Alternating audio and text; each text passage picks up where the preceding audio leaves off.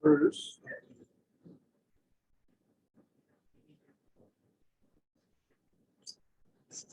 Is Bruce in Zoom? Yeah, he's in Florida. That's right. He just logged in, so there he is. Ms. Mixon, she's here. I will need to give her permission to. Hello. Good morning. Good morning.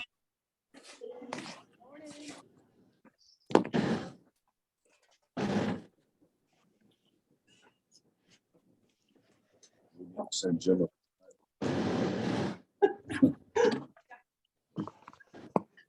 Hey, Jason, have you got a crowd or are most people connecting in from their homes? We do. There's four of us, including myself here now. We've got the audience. And I will need to, when you're ready, I'll need to give you permission to do your presentation via Zoom here.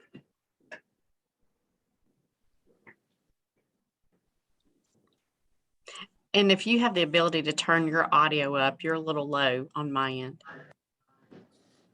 I have the volume as high as it will go. Okay. It's pretty loud in here. I don't know if you can hear us, but Okay. and everybody has a hard copy of this, so they can follow along. This is your draft presentation. Great.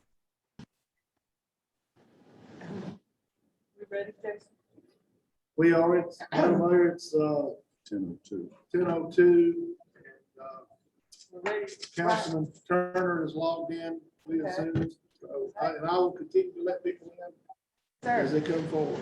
good morning. Y'all, thank y'all for coming to our workshop this morning. I want to thank our city staff for preparing our financial report and working with our city auditor. I want to include our part-time financial advisor, Craig Jarvis. Y'all have done a fabulous job. Thank you.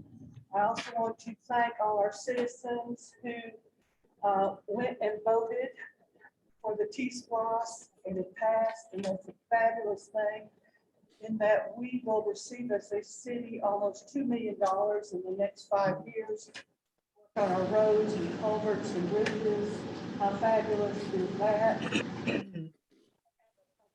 T-SPLOS parade maybe to celebrate. All right, let's go ahead and start with our first adoption of the agenda motion to adopt the workshop agenda as written. Do I hear a motion? Thank you, Bill. A second? Second. Any discussion?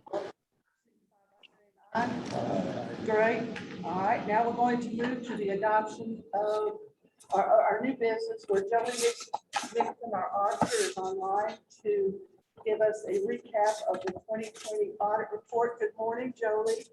Good morning. Can you all hear me just fine? Yes. Well, take it away, Jolie. Okay. First of all, thank you so much for allowing me to Zoom in today. I know you all have had your challenges over the past several months, and when Jason and I spoke, I had already had my schedule set for the Zoom, so thank you for still allowing me to keep that. As you know, 2020 was another year of change for you all. And stop me at any time if you can't hear me. Jason, I'm assuming everyone can hear fine. Okay. We can. Okay, thank you. I'm having a difficult time maybe hearing their questions. So if they do have questions, I may need for you to ask me that. What I want to go into is so when we first started the audit, of course, we met with Jason and Clegg extensively. And I will say that's probably one of the more positive changes for you all, and that you now have a dedicated finance person, working on the bank reconciliation in Clegg. So I think he and Jason make a very good partnership together. So I commend you on that. we did know that 2020 was going to be a year of change, of course, with Ella leaving and then trying to find a new city manager. Some of the findings that we had that carried over from the prior year, and one of those was with the bank reconciliations. But in talking with Clegg and Jason, I know that they have already implemented some changes in place for 21. So we feel comfortable in that going forward. I don't know if you all got the list of audit findings and recommendations. Jason, did they have that list in front of them? I don't know if they brought it with them, but they have received that via email. Okay, and I can bring that up on my screen if they're able to see my screen. If you want to allow me to share.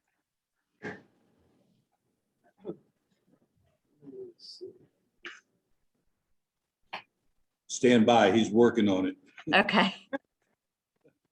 I'm hoping that it's not picking you all up when it's talking. I don't- Okay, I can, let's see.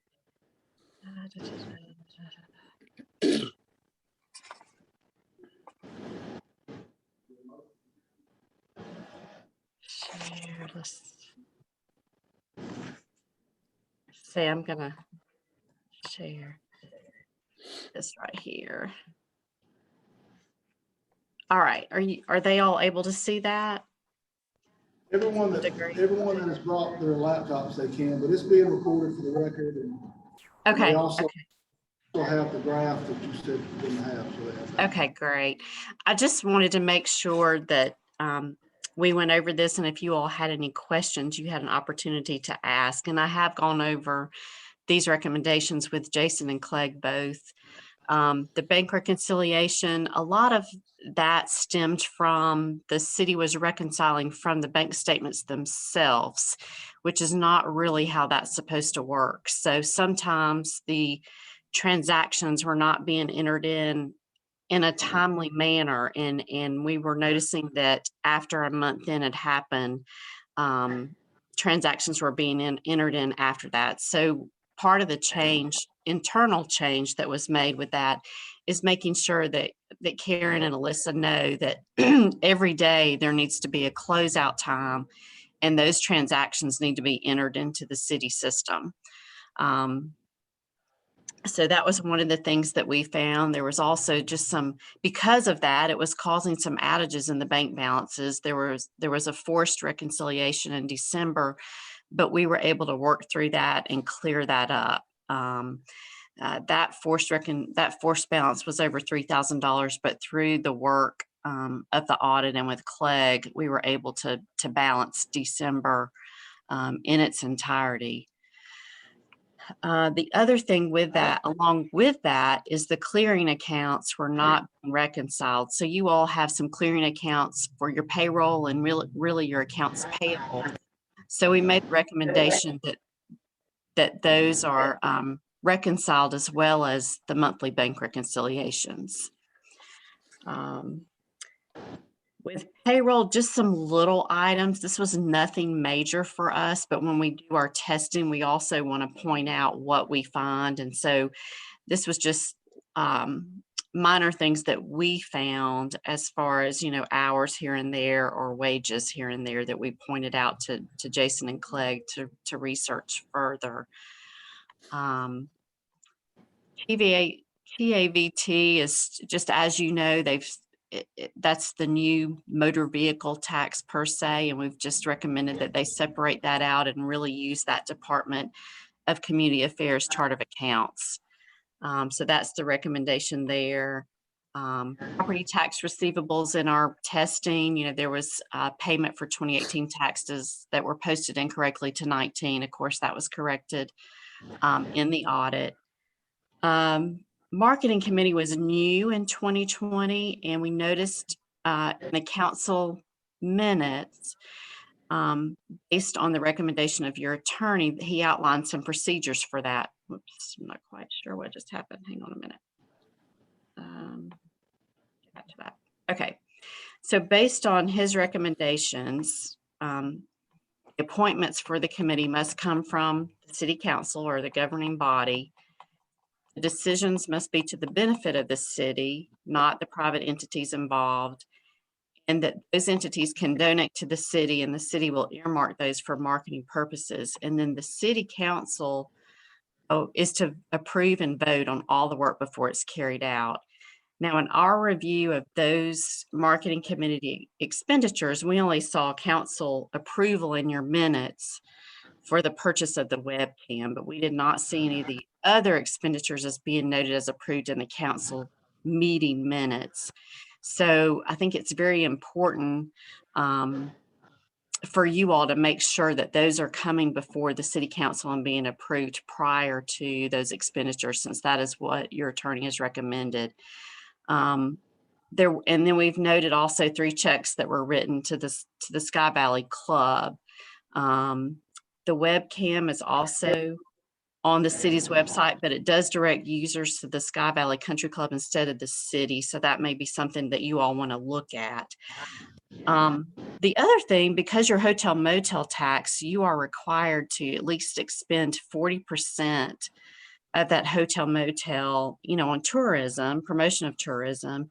And that money can go to, what we call CVB, Convention and Visitors Bureau, or Chamber of Commerce's, designated tourism entities. So that may be something you want to consider. I think in the past you all did have a CVB. That may be a way to keep that 40% portion in Sky Valley versus right now you're sending it to Rabun County. So those are our recommendations from the audit. Are there any questions for me? Julie, I just want to make sure that you were aware of with the hotel motel tax, we did send, I think it was $11,000, which was the 40% of the hotel motel tax that we received. And that goes to Forward Rabun, which is the Chamber of Commerce entity of Rabun County. Yes. We do have to test for that. And if you did not do the 40%, that would be a compliance finding. So yes, Right. absolutely. Any other questions? I think what she's suggesting, though, we could keep that money ourselves if we created a Correct. some- I just wanted to clear that up. Yeah. If. Okay. I'm going to go to the graphs, and I'm going to try to do this on the PowerPoint because I think it's easier for y'all to see. Can you see that well? Yes.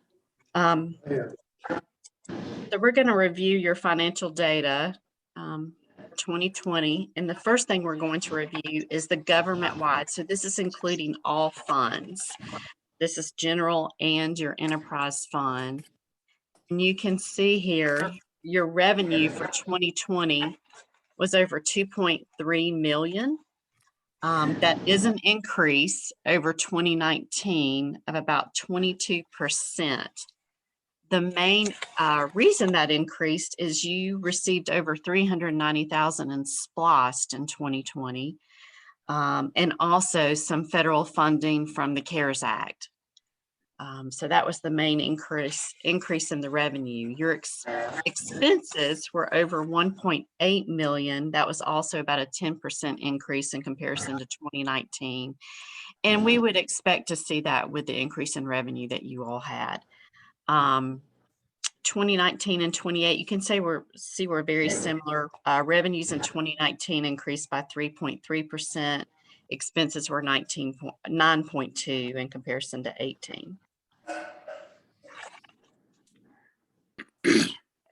And this just kind of goes over what I've gone over with you as far as how they increased. Let's see. This slide addresses how much your service charges. And when we say your service charges or charges for your services, we're referring to your fees for your water, sanitation, as well as your fines, licenses, and permits. How much do those fees cover your total expenses? And this is government-wide. So government-wide, that fee income covers about 37.6% in 2020 of your total expenses. That's a decrease of about 5.2% from 2019. Okay. The financial obligations, of course, this measures your debt and how much of your debt from the amount of total expenses, how much is committed to your annual debt. You have a very low ratio here, which is great. It was 6% in 2020. Basically, your total overall debt government-wide is just under 1.3 million, the largest of that being for your water fund. And out of those two loans for water, of course, they're both with GFA. The largest one is at 0% interest, and then the other one is at 3%.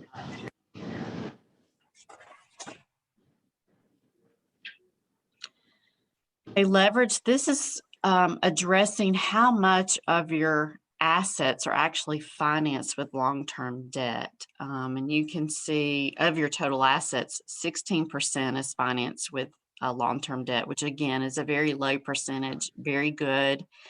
The city at the end of 2020 had over 7.9 million in capital assets, and the capital assets less their depreciation comprise about 57% of your total asset.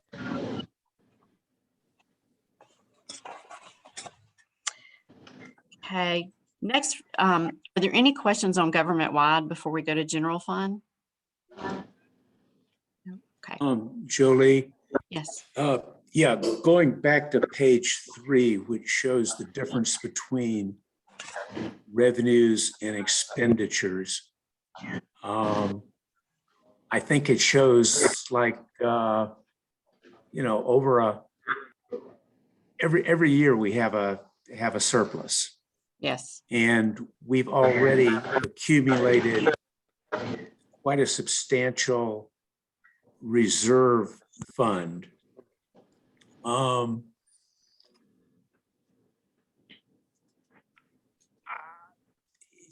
Should we be trying each year to actually spend more of our tax receipts on things that benefit the city, so that, every time we accumulate a surplus, it's taxes that are paid that the citizens don't receive services for?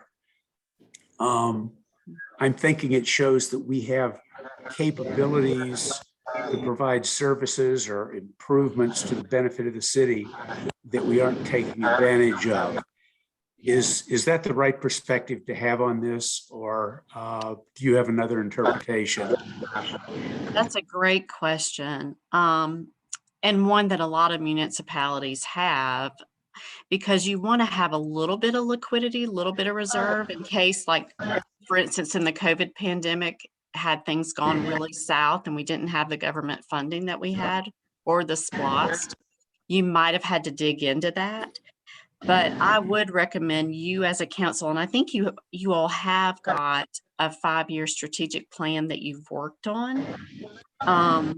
But I always recommend that you determine how much liquidity would you actually need if you were in a crisis situation, to help you pull out of that without having to depend on, money coming in from your citizens. So you need to figure that. And then also, of your infrastructure and your capital improvements, it's always great to have a plan to be updating those. A lot of the infrastructure is very old. It's very expensive. It's very expensive to replace water lines. It's expensive to pave, and a lot of the SPLOST is going towards paving. And of course, with the new infrastructure funding, you all will probably receive some funding from that going towards your roads and bridges. So you might focus on the areas such as your water lines and things like that, that may need replacing. But I do think it is good to have a plan, because you're right. Any surplus that you have here is money that the city is holding on to. And maybe you need to hold on to if you've got a strategic plan. So if you think in year 2025, that's when you're going to replace the bulk of your water lines, as long as you have that plan in place and your citizens can see that, then I think you're being physically responsible. Does that help? Uh, Yes, it does. I think we've seen some emergencies, some culvert collapses and some others that are imminent. I think one of the lessons I'm taking from it is that financially we've been prudently managed, and that whenever something comes up that absolutely needs to be done, there's no reason for us ever to hesitate to get started on that for financial reasons. Yeah, you are in good shape. Yes. And there's no Okay. one size fits all. So that's why I implore you as a council, make those decisions together, have that strategic plan in place. And you are going to have emergencies that come up, and you are fortunate in that you do have the reserves to handle those emergencies.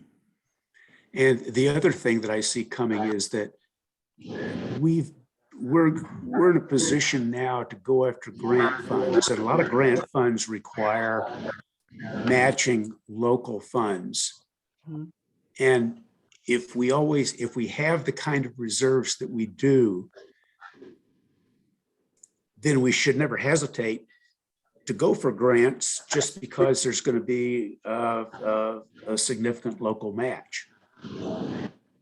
Yes. Now, I'm going somewhere with this because I didn't understand page 6, Okay.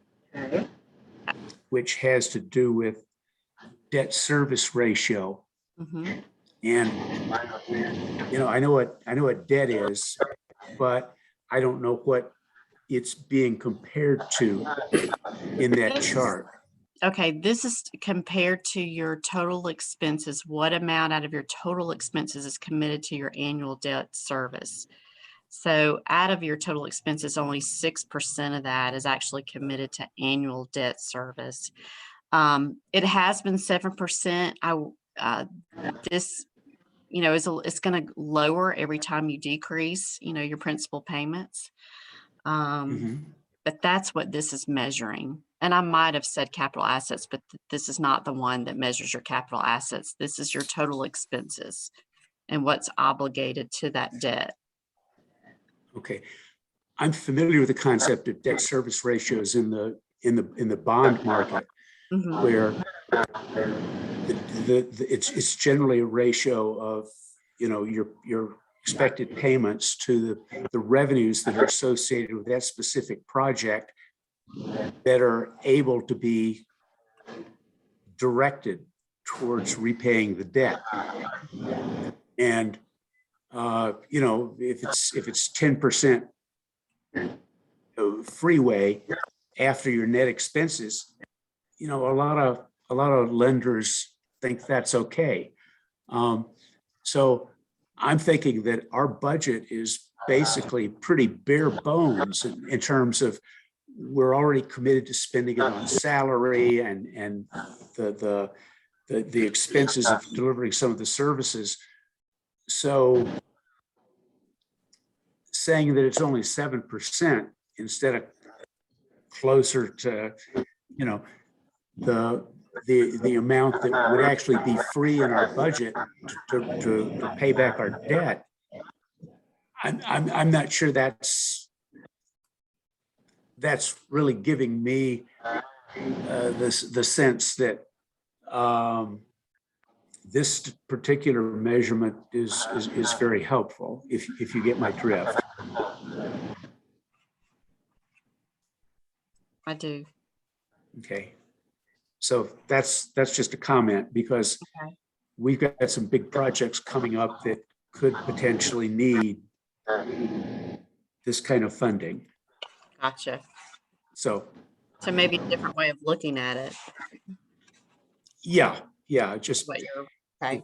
I'll make a note you of see, that. with a bare bones budget, we have so little free that's not committed, that's the most valuable part of our budget, because it determines what kinds of other things we can be doing. Right. But Okay. I'm not an accountant, so No, thank you. Thank you for that. I appreciate that. Okay. Are there any other questions?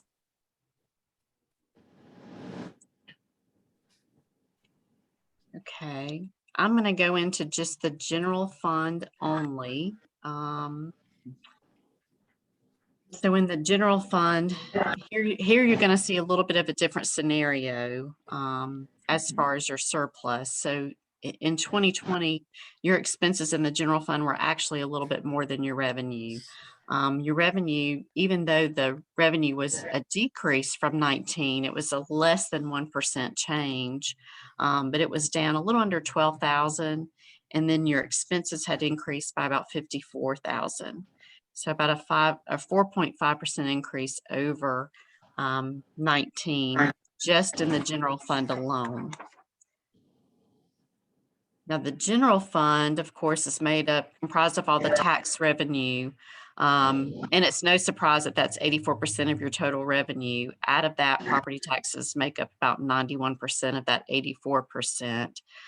Your charges for services in this fund are very low because they're made up of fines, license, and permits, so that's 4%. The 9% that you see, those are intergovernmental revenues. That there was an increase in that in 2020 due to the CARES Act funding. And then the remaining 3% is your investment earnings, and if you sell any assets, that's where that falls into. This is just a comparison of your revenue percentages. So you see there was a little bit of a decrease in the taxes from 19 to 20, a 4% decrease. And then you see that large increase in your grants. And again, due to the CARES Act for that. Let's see here. Expenses, this is of your departments, this is what they make up of the total expenditures. So your administrative general government is about 28% of your total expenses. Public safety altogether is about 43%. Police is 36% of that, fire 7%. Your public works and streets, 25%. And then your promotion, tourism, economic development, housing development are around 1 to 2%. This is just a comparison of your expense ratios. The largest increase in 20 was just in the police courts area, about 4% increase over 19. Everything else either decreased or stayed the same.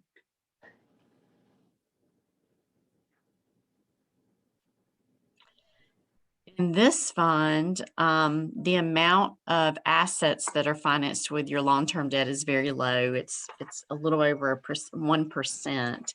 And there's only one loan really in this fund, and that is the lease on the police cars. And that is at the end of 20, that was just shy of $22,000. So this fund has very little debt. Next, I wanted to just highlight SPLOST. Were there any questions over general fund? Okay. So SPLOST, you all have not been receiving any SPLOST, but that changed in 2020. So over $390,000 in revenue came in SPLOST. And out of that, over $232,000 was spent, and that was the majority was spent on paving. For 2020. And that's just the only highlight I have of SPLOST. And next, I was going to go into your water sanitation fund or your enterprise fund.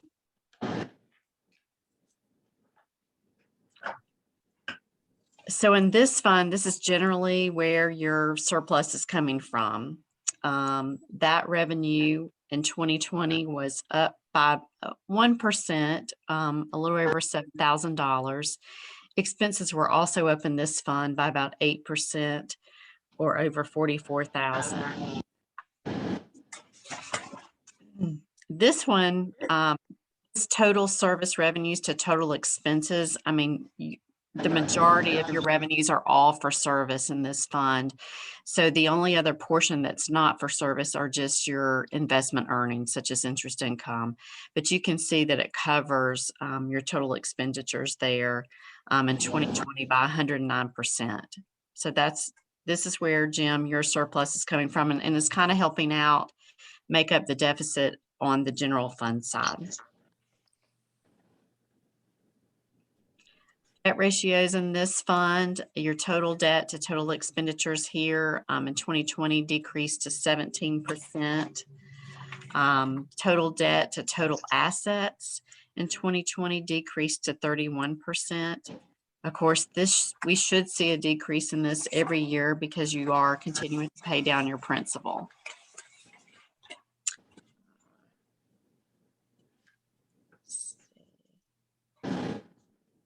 Capital. Now, this is analyzing, the condition of your capital assets as defined by the remaining useful life. So you're right over the midpoint here at 51%. A higher ratio in this area suggests that you are investing in replacing your capital assets. And Jim, I think this is a little bit of what you're referring back to, and part of what you all as a council need to do in your strategic planning is to look at the capital assets that you have. Obviously, the older ones need to be looked at first as far as replacement. But you are, as the year goes by, you will have something that comes up that is an emergency that you have to take care of at that time. But I do always recommend that councils have that strategic plan in place to start replacing those older assets. Julie, could you share with us how this compares with other cities that you're familiar with? Generally, there's some that I see, I would say anywhere from 50 to 75% is what I'm seeing. I don't see anyone under 50%, which is good because that would mean they're not doing really anything to update those. But the highest I've seen is 75%. Okay. Thank you. You're welcome. I mean, I know that comparisons with other cities always, we're all different. We're particularly unusual. You are all different, yes. And all the revenue is not generated in the same format. And of course, the debt structure is also different. Any other questions? Okay. I was going to ask with, when you showed the breakdown by department of our expenses, our largest single expense department is the police department. Mm-hmm. And again, that's controversial in some quarters, but again, we are different than anybody else. I mean, we're a second home community where people might be concerned more about security. Mm-hmm. So I'm not sure that it's useful to ask, but I'll ask it anyway, about towns of our size and of our budget level, what percentage of expenditures tend to be made on police departments. You're right in range. Actually, the municipalities that I see are kind of split between police and fire, but those are usually over the 45% mark for combined police and fire services. Okay. Police may be in some municipalities about 25%, fire about 22%. You all are a little bit different because you source that fire out versus your police department. So I would expect you to be a little bit higher in that area. But Okay. you're, as far as the overall 43% with public safety, you're right in line with the other municipalities that I work with. Okay, good, thank you. And we're an older community too, and so we have a lot of folks that really value our police department, and we've got a really good police department too. So Right. Yeah. Thank you. You're welcome. Are there any other questions on the slides? Just maybe a further comment that kind of follows what Jim was asking about. In our enterprise fund, I think we're building up surpluses there. And as we look down at our 5-year plan, that could be a major expense for us. So we feel like we ought to just continue to build that surplus there. Sometime down the road, we're going to have to spend some big bucks. I don't know if you all have priced the water lines. It's astonishing. It's really mind-boggling. So I understand when you see surplus there, but I do also understand if you have that strategic plan in place, why you may save those over a period of time. Good, great comment. Thank you. Mm-hmm. Any other questions or comments? I think we investigated, looked into paying off one of our water debt loans. Did we not, Jason? Madam Mayor, a few months ago, myself and Clay, we ran an amortization on the loan that we're paying interest on. And I don't have those exact numbers, but we did do that. And, I think there would be some savings. Obviously, the other loan that we're not paying interest, so we know incentive to pay that off early, but I can get those numbers to you all. We did run an amortization one time. We never done much with that. You know, I think a key point that was made here is I think we need to tighten up what we need to hold in reserve in case of a crisis situation. Once we've kind of set that number, then we can look at what the balance is that might be available to invest in some of these other things we're talking about. Your highest loan balance, if I may interrupt you for a moment, your highest at the end of 20, the highest loan balance was over 700,000, but that's at 0%. I definitely wouldn't recommend paying that off early. The other one at 3% was a little over $566,000. I want to And- say, They mature in one matures in 2031, the other one 2033. well, I was just going to say, if I recall from that amortization, we would save about $50,000 in interest over 10 years if we paid that off. But certainly that $500,000, if we paid that off at one time, it would take a chunk of our reserves. So Mhm. Yeah. Yeah. And I do have the audit pulled up. I don't know if you all have that. I'm fine to go over any portion of it. It's very long, but if you all are good with the graphs, I usually kind of end there, but I'm also fine to go over any of this with you. I will tell you, since you're looking at the debt, that's on page 20. Let's see here if I can pull that up for you. This is the debt page. And this is where you see, we have compensating absences up there.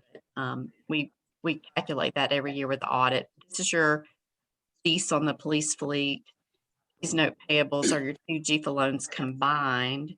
And where I was telling you, as far as those balances of those loans, those GFA loans, they're right here. So you'll see the 0% in this ending balance, and then the 3% in the ending balance for it at the end of 20.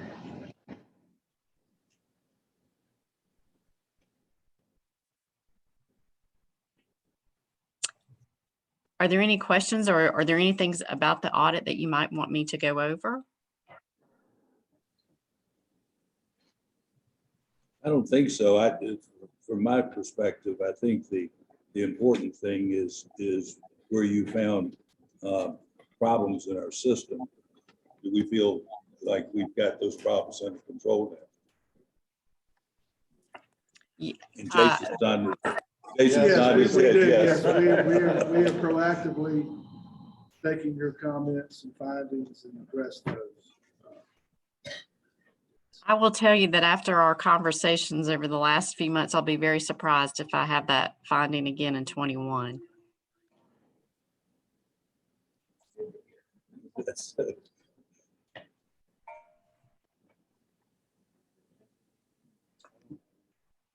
clear. Any other questions for me?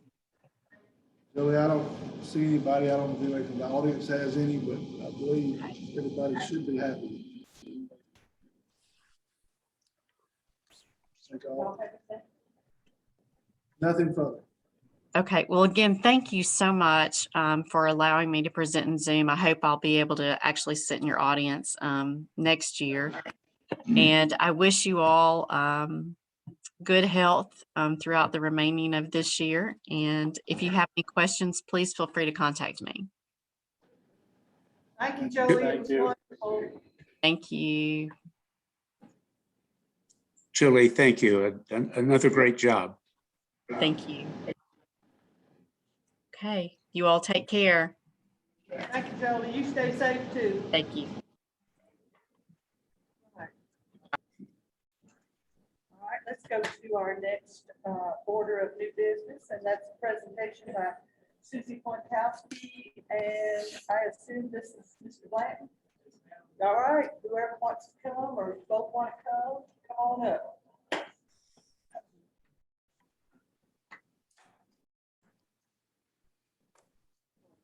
Good morning. good morning back to you. I have my little script here. On to you. I speak from the heart, so. All right, I do. Shauna and I are here today to talk to you about the Sky to Summit race, which happens in Sky Valley on Saturday and Sunday. Sean Blanton is the race director and owner of the Run Tours, featuring trail runs of up to 100 miles.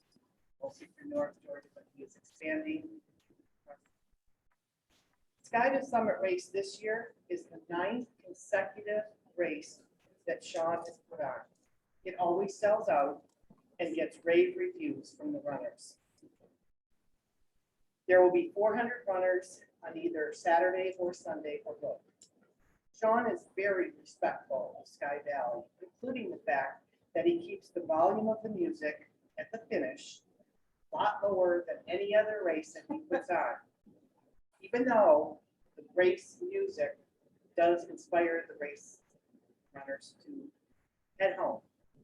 I would suggest that anyone who would like to see Sean in action at the finish, along with amazing runners, show up at the city park from 12 to 1 to see the runners cross the finish line.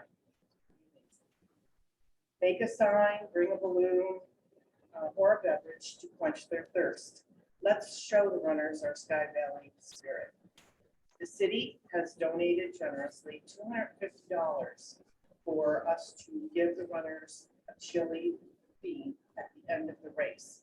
So Pointowski's and the Wheelers are going to be making chili on Friday, serving on Saturday, and stop by. Next year is going to be obviously the 10th year anniversary for Sean.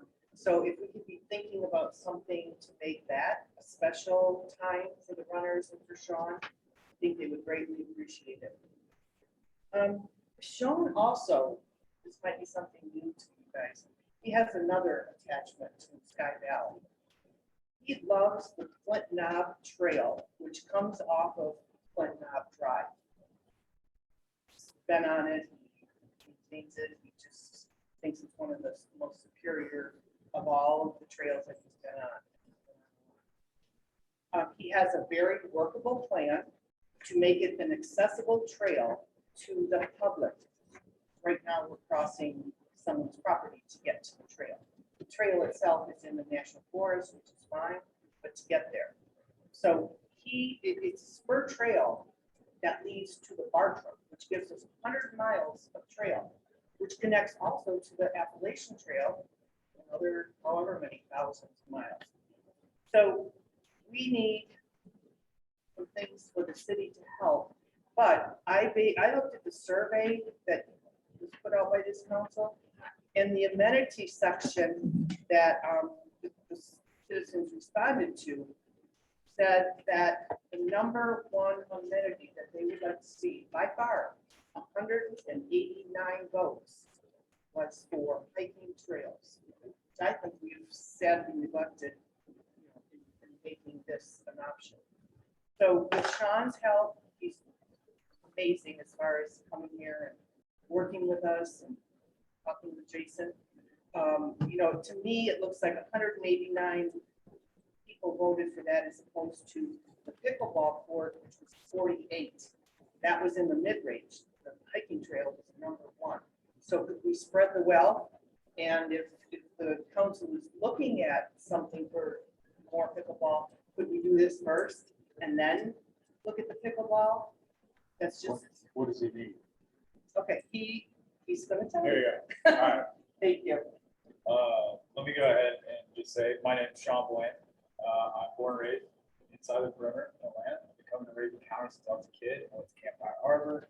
I've been coming up to Sky Valley in this area to hike and run for 15 plus years now. When I first came here, I'll just tell you about the first experience I ever had coming up to Sky Valley. Now, I'd never really heard of Sky Valley. I'm 35 years old. Now I know, I would say most of the history of it, and it intrigues me.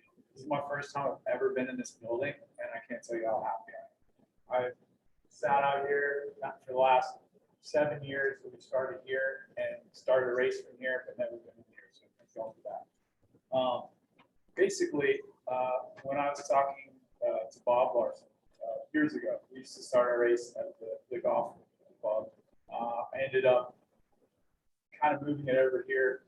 I haven't really we try to be low key, right? I try to go under the radar, just do our event and then get on, right? Susie has really inspired me to try to, really have involved the city and people here if they want to be involved. And I'm all about that. About 7 years ago, the trail she's speaking about is called Flint Knob Trail. It is over 40 years old.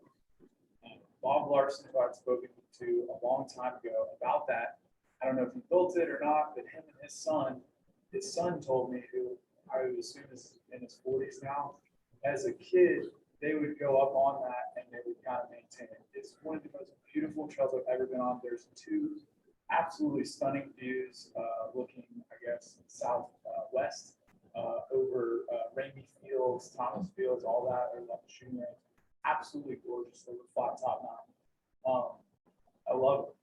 Now, if I'm going to be completely honest, I'd love to use it for a race in its current condition because it doesn't have an official trailhead. I can't. However, I see multiple things where multiple people are benefiting if this actually becomes an official trail. And then I will go into telling you how that is possible. So number one, when people go to access Raven Bald, which has gotten more and more popular, everyone goes up on Kelsey Mountain Road and Egan Gap. If you've ever driven up there, it is one big cluster. It's just a cul-de-sac. People drop, blocking people's driveways, all that stuff like that. It also doesn't bring people into Sky Valley. Now, I'm not here to make that decision. That's what you guys are for. Do you want more people in here? Do you want more eyes on property in here? More people that potentially move in here? That's up to you guys. I'm not here to decide that. I'm just here to tell you my thoughts. I know the Forest Service for a very long time. That's been like a sore thumb. And Raven Bald's only gotten more and more popular. Now, actually yesterday, I hit 200 hours of trail volunteer maintenance for the year. Okay, so I'm a U.S. Forest Service chainsaw certified bee sawyer. I work with the Blue Ridge Bartram Conservancy. I volunteer with them. I maintain for the last 10 years now of this race. I'm the only person that maintains the Jarnell Creek trail system, which by the way the crow flies is just over that way. They were going to decommission the trails. We've done arguably right around 3,000 hours of trail maintenance over the years to keep that open. Tons of beautiful waterfalls and big sections. I also maintain the backside of Raven Bald, Holcomb Creek Falls. We cleared the other day. Forest Service, I cleared 15 big trees off of it, which is one of the most beautiful areas ever. It's the secluded little grove with a lot of old, like, white oaks that just have kind of weathered the storms, literally, massive. So I love this area, and, obviously, the only trail that you officially have in city limits, which I didn't even know about until Susie told me about it, is Mud Creek Falls. Now, I've been over there from the viewpoint, we've gone over the covered bridge, and I've gone over that way, right? As she said, hit the nail on the head, people, hey, where do I go hiking? And it's like, Kelsey Mountain Trailhead is not really a trailhead. What I'm proposing here is that the trail that is already there, is already built, it's been used for 40 years. It is on maps. It is on historical data right here. We have a Bartram Trail, like mile by mile, step-by-step guide that even talks about it. And it used to go up to Alex Mountain. That's now overgrown. We maintained from the end of Knob Drive up through a gentleman's private property who actually just passed away last year. I know Linda, about 6 years ago, I was like, let's make this a trail. And I got with Linda, former city manager, and she had kind of made some calls, but I never really got anybody who was as passionate as I was about trying to share that with people and make it like an official thing. And then Susie, randomly, worlds collided. And so that's kind of where we are now. I even had a guy come up here, the land surveyor, he's one of my friends. We walked all the property through the woods trying to figure out like where, property went, all this stuff like that. The reality is, it is a shorter hike to go from that area, wherever you want to call that trailhead, from there to Raven Ball. The Forest Service would be interested in it, in the sense of, oh, wow, this alleviates our parking woes at Kelsey Mountain, at Beacom Gap, right? Now you have two options. You can go for one or the other. Also, if you're hiking up from Beacom Gap, I think it's like 1.7 miles. This one's like maybe it is slightly longer than that. But there's two views along the way up to Raven Ball. So even people are like, oh, I don't make it all the way, you're still stopping for that.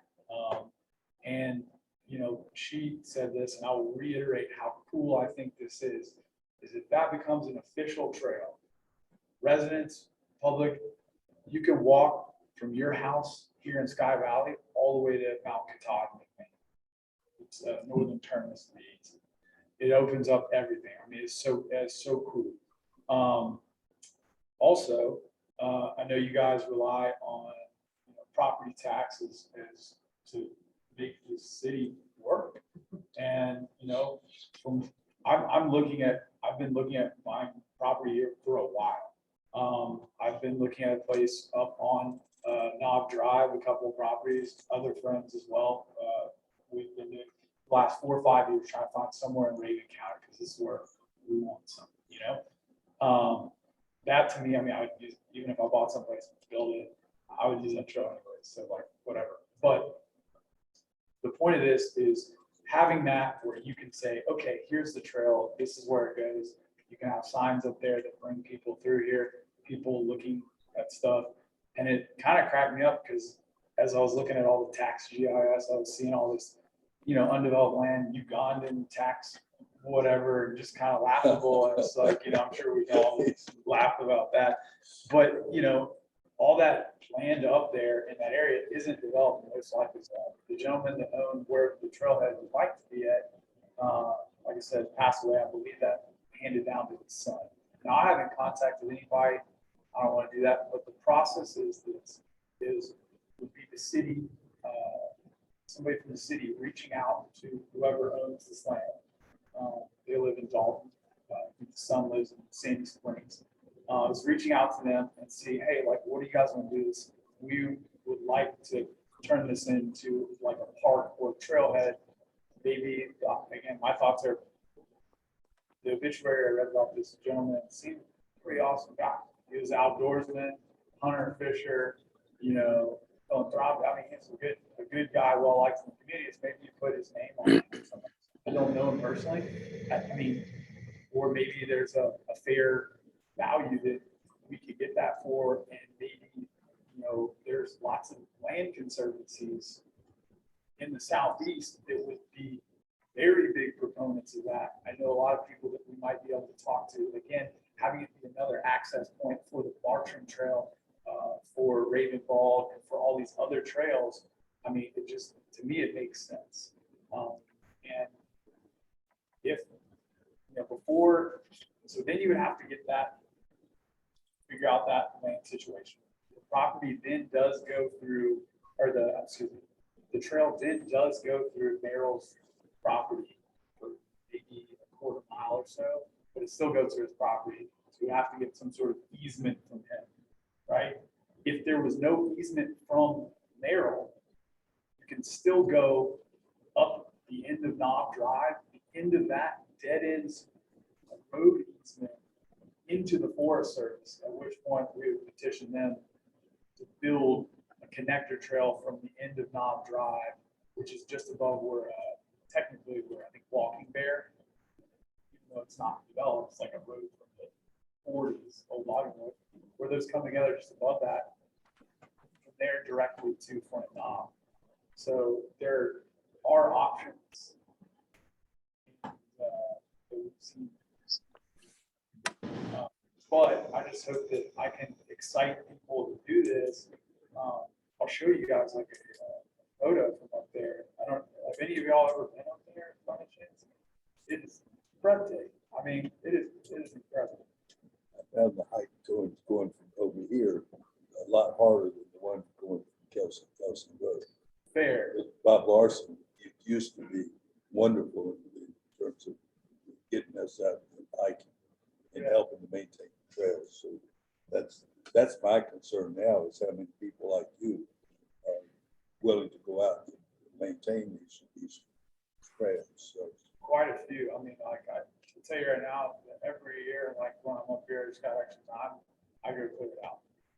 Right now, there's not a stick on it. It's open. It's completely open.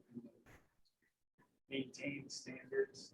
It looks better than most of those. I don't think you're going to have any problem getting support for what you suggest. Yeah. Awesome. Well, I appreciate that. And I think, the main thing is getting y'all support. And that's something that the city would like to proceed with. Then I'm going to go to Raven County with Susie's help and say, okay, we have the city of Sky Valley on board. We want to make this happen. With the Board of Commissioners, I think it's called, would they get on board as well? And kind of now we have two entities together. Then we approach the guy's name is Boring. I don't know anything about the guy. I'm not saying Boring. That's his last name. And kind of see what he would be. So that's kind of, and then if he's open to that, then going to the Forest Service and say, hey, we're trying to do this. Here's our plan. What are your thoughts? Blake, we have a citizen committee that is called Special Projects, and I see this proposal being in there, bailiwick. Would you be willing to work with our Special Projects committee to see about this proposal? 100%. 100%. Okay. I love this. And I get it, because like when you build a trail, everybody wants kind of something, that is remote kind of, and I'll play both sides. It's like, yes, you'll have more people coming to this, obviously. But for me, somebody who's been maintaining it and maintains the trail, all this stuff needs use. Like it really does. And if not, it overgrows and it grows away. Right. And so I was reading this. This is actually pretty interesting. A gentleman I know, his name's John Ray. He a former professor at Clemson University. He's in his, got to be close to 90 years old now. But he wrote these Bartram Trail guides, and he was a math guy, and it shows. So are you saying that the trail that we were talking about connects with It already does. It already So does. what happens is, Okay. let me paint a picture. If you go up this trail, it's called Flint Knob Trail. Right. After 1.3 miles from where it starts, it dead ends, it T-intersects into the Bartram Trail. And there's, if you've ever seen the carved rocks around here, it says Flint Gap in there. And if you go left, it's 0.9 miles to Ravenbald Summit. Okay. If you go right, it's like you go down to Wilson Gap and then ultimately down to Norman. Yeah, and you can actually then at Wilson Gap, which I think is like about 3 miles from there, 3.5, you can route to the right, go down into Darnell system. There's I've been, like I said, I've been maintaining a lot of this, all these trails around here. Fine. Sorry. Bruce, are you following this? Yes. Okay, great. Here's the viewpoint, one of the two Oh, viewpoints. beautiful. That's beautiful. That is lovely. So, yeah, I mean, that's about it.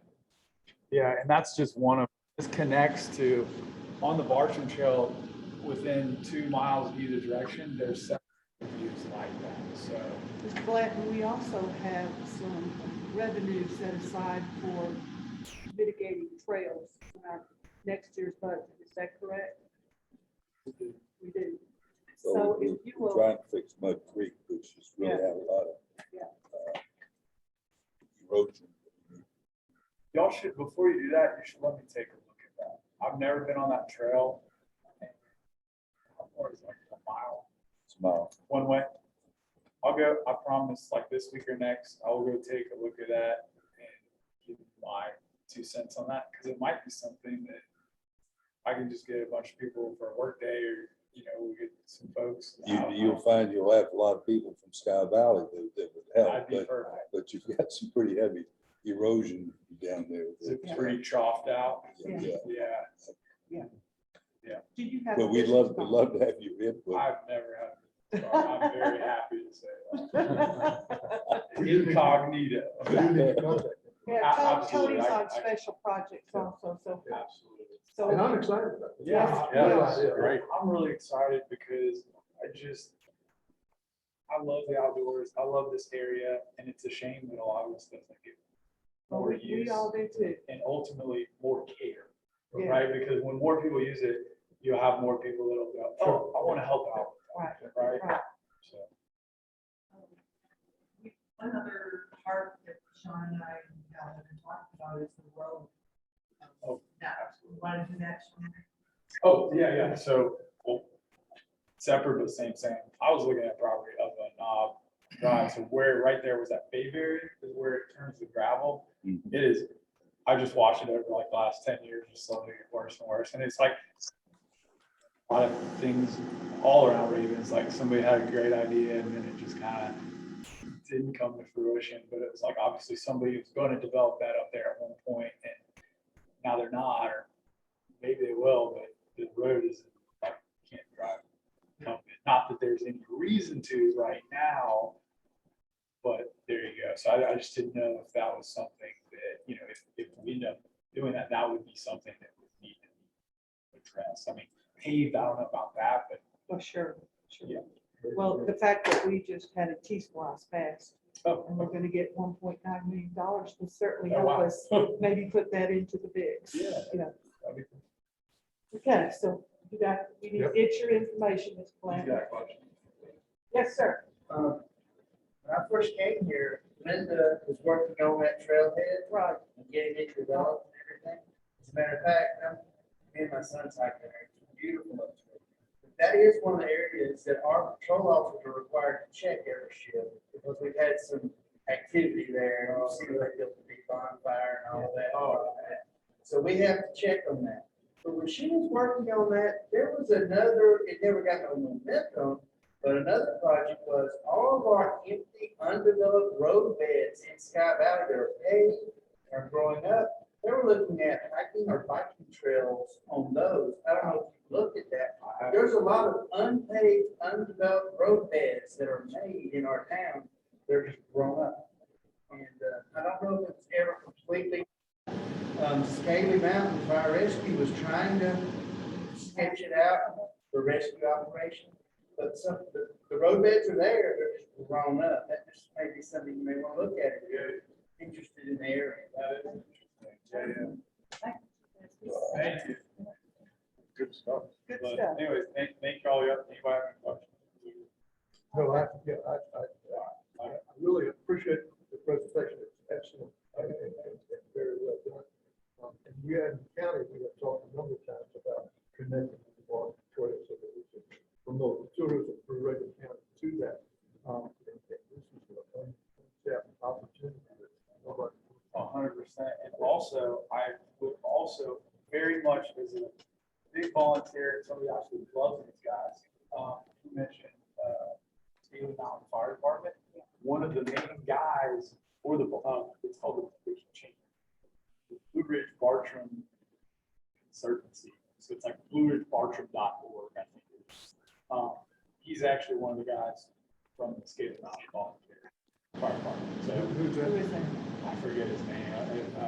It's in all my contacts stuff. But what it means, we always need volunteers, people helping out, but this is something because they are a nonprofit.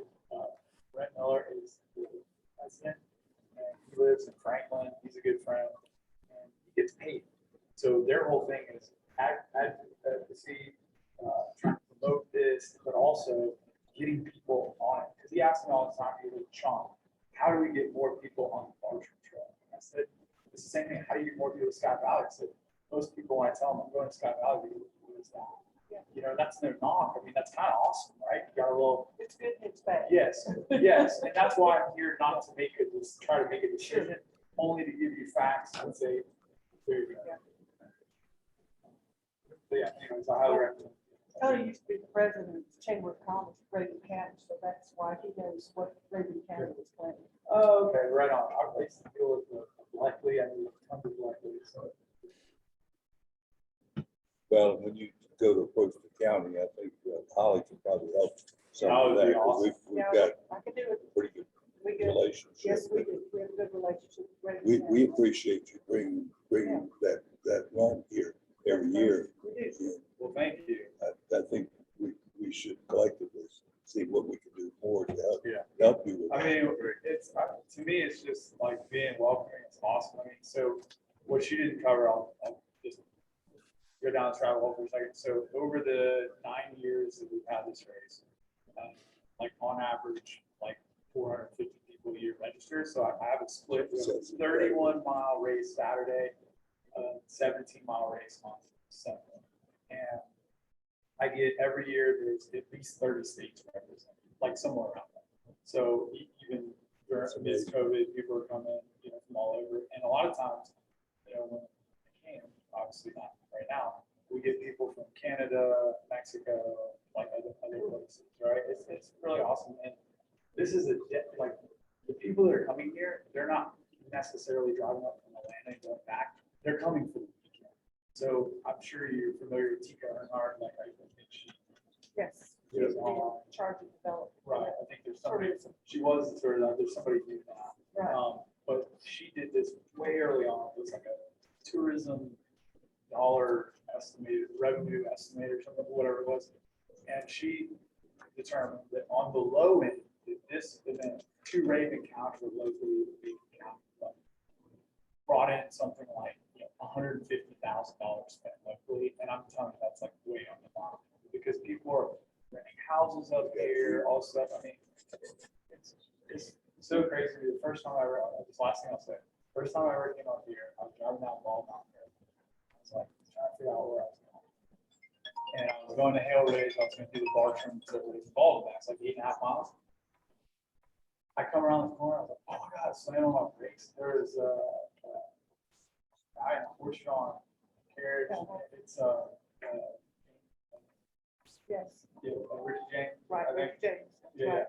And the guy had overalls on and like no shirt on. It's like, wait, I was like, where am I? How am I still in Georgia? Like, and it was like, just, I was like, I love this, you Well, know? they come and do a parade through Sky Valley all the time with their little carts I and saw them wagons. the other day. They're cool. So anyway, but thank y'all and I'll give you my contact. Good. Good. Thanks. Susan, thank you for your presentation also. Could you write up something about this, encouraging people to come and be at the finish line? And encourage the runners so that our citizens know, and we will send it out.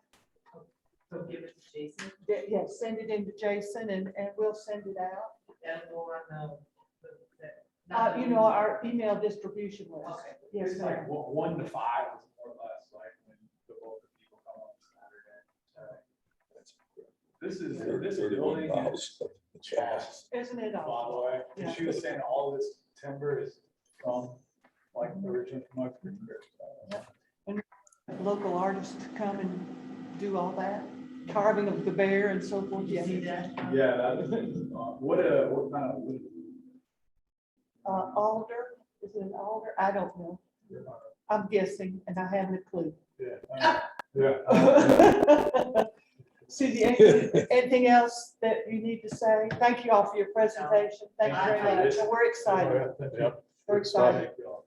Yeah. I'm very, very thankful that you all are accepting and Certainly. embracing Sean. He's Certainly. an amazing person. I don't know about that. I don't know. And Sean, get your volunteering boots on because we're going to use you. Yeah, I'm all about it. Okay. My thing is, I live in this town, right? Yeah. Like a higher ass apartment. Yeah. Like I've been driving pretty much 4 days a week up here and doing trail work. Great. Oh, We'll man. use you. Yeah, so Yeah. I'd like, Anybody I else said, you I can want to pick take up? a look at that. Great. Sean, Great. I was gonna say, sooner than later. Oh, 100%, it only gets worse. Yeah. Yeah, absolutely. And that's the problem with, Yeah, we talked about that. Well, we can share some ideas with you. We had our public works manager go down and kind of assess. Because it's one thing to repair it, but the other thing is maybe if we can do some things that channel the water so we don't have the problem. so Future. I'll share this with you. So the way we used to build trails, okay, a lot of the stuff you see up here, a lot of them would just be old logging roads, which are not meant for anything other than getting Yeah. trees, right? So a lot of times there'll be what we call fall line trails, so it's too steep and there's no water diversion, whatever. The way we used to build stuff is like the switchbacks and water bars and stuff like that. And all that's great, but it's not sustainable because you have to go out there and constantly be doing that. So on the backside of Raven Ball, actually between Flint Trail and Raven Ball Summit, hopefully later this week, we're gonna go and I've got to completely redo all that. And here's what I have to do to do that. I have to fall black locust tree, the black locust tree, is the hardest root to find out there. Then we got to cut it into sections, measure, then we got to dig it out. Then we've got to take a berm off on the outside. And this is something that's not fully troughed out. And if it is, you have to do that and you have to backfill all.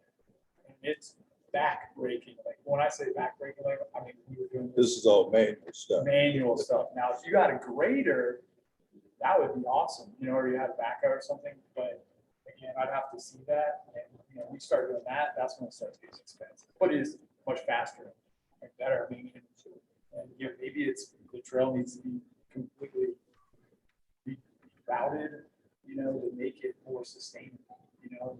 The other thing you can do too is like rock cribbing, like, you know, kind of putting some gravel on it, rock, I mean, again, plating it. You know, I don't know, it's like, how much use does it get? I don't know, you know.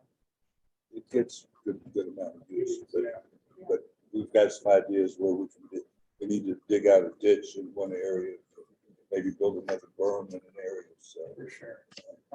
So if you can get When us you're your ready to phone go down number, there, email, that would be great. Okay. It's 770 28 5106. Sean, SEAN, like Sean Connery, just not a good one. Run, yeah. Run, are you in like I run? Bum, do you in like I'm bum? Tours, TOURS,